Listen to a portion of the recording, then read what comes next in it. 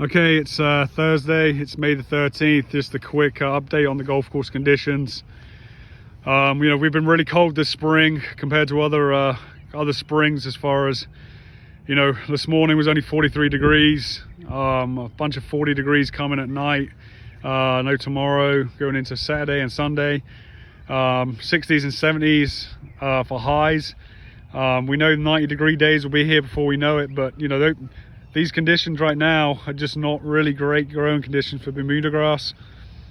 We've only mowed greens once this week, which is pretty crazy. We've only mowed fairways once this week. We should be mowing pretty much every other day on fairways, every day on greens by now. So the weather has really put us back this year. The golf course has been fertilized, so once the light switch does go off and we get those temperatures up, which we know will be coming, the golf course is just going to really boom. It's going to be like a different place here once those temperatures get up, which is great.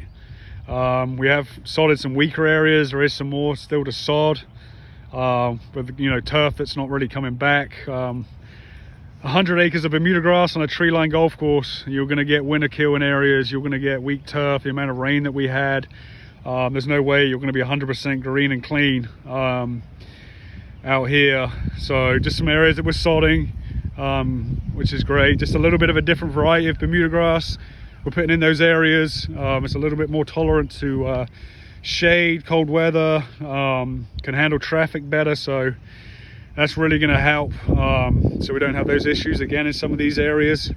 A few questions I've even had is about courses like Quail Hollow and stuff. It's 100% overseeded, so obviously it looked great the weekend, but they've had perfect conditions for it, so it was nice and green. So it's kind of some of the questions I get of why quail looks like that, and we're not greening up or filling in. It's overseeded with ryegrass. I would go over there today. I can guarantee the golf course doesn't look like that. They'll be killing out the ryegrass, and they'll be sodding a lot of areas, and there'll be a lot of brown areas, but just kind of letting people know that, of what, why is a golf course green in Charlotte and we're not. See, an area like this is a great example. Obviously there's brown turf right in here, but you can see the Bermuda grass, in these areas. Once we get some temperatures, that stuff is just going to fill in and pop. And you see a lot of that out here just with the weather we've been having. Like I said, 40 degrees at night.